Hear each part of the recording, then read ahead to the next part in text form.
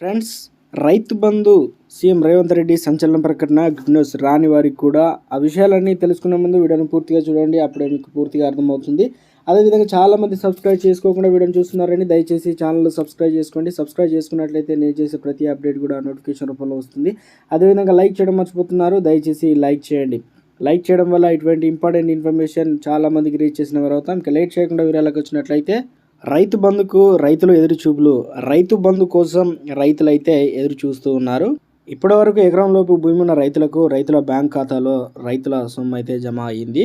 9.44 లక్షల ఎకరాల్లో రైతులు ఇప్పటికే యాసంగి పంటలు సాగు చేశారు. అందులో 1.47 లక్షల ఎకరాల్లో వరి నాట్లు పడ్డాయి.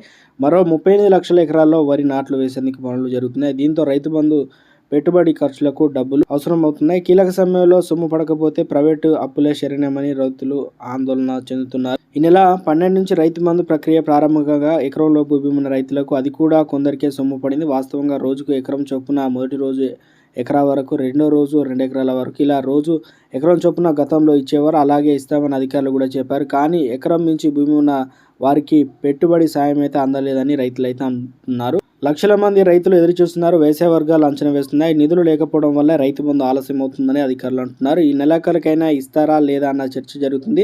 ఇదిలో ఉంటే రైతులకు బ్యాంకుల రుణాలు కూడా ఇవ్వడం లేదు. గత పంటల రుణమాఫీ కాకపోవడంతో ఇంకా పెండింగ్లో ఉండడంతో బ్యాంకులు కొత్త రుణాలు కూడా ఇవ్వడం లేదని చెబుతున్నారు. ఇప్పటి వరకు ఎంతమంది రైతుల ఖాతాలో డబ్బులు జమ అయ్యాయనే సమాచారం మాత్రం అధికారుల వద్ద స్పష్టత లేదు. 2-3 ఎకరాల్లో ఉన్న రైతులకు కూడా ఇప్పటికీ వరకు సాయం అందలేదు. దీంతో తమ ఖాతాలో డబ్బులు ఎప్పుడు జమ అవుతాయని రైతులు వ్యవసాయ శాఖ కార్యాలయాల చుట్టూ తిరుగుతున్నారు. స్టేటస్ చెక్ చేసుకుంటున్నారు. కొసరి డబ్బులు వేస్తుండడంతో రైతుల్లో నిరాశ వ్యక్తమవుతుంది. గతంలో కేసీఆర్ ప్రభుత్వం ఏడాదికి 2 విడతలు ఈ సాయం అందించింది. కాగా కొత్తగా ఏర్పడిన ప్రభుత్వం ఇప్పటి వరకు అందించకపోవడంతో ఎదురు చూడాల్సిన పరిస్థితి నెలకొంది.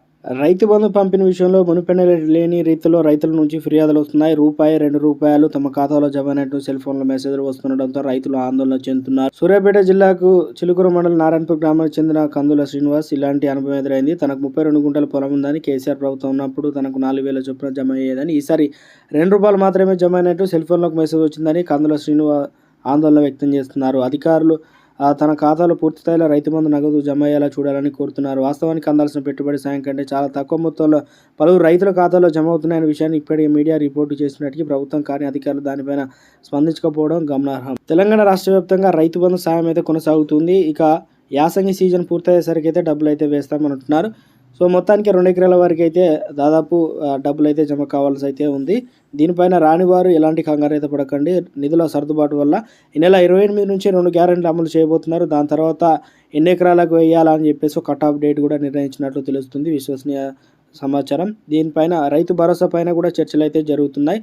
కీలక ప్రకటన మరోసారి అయితే చేయబోతున్నారట.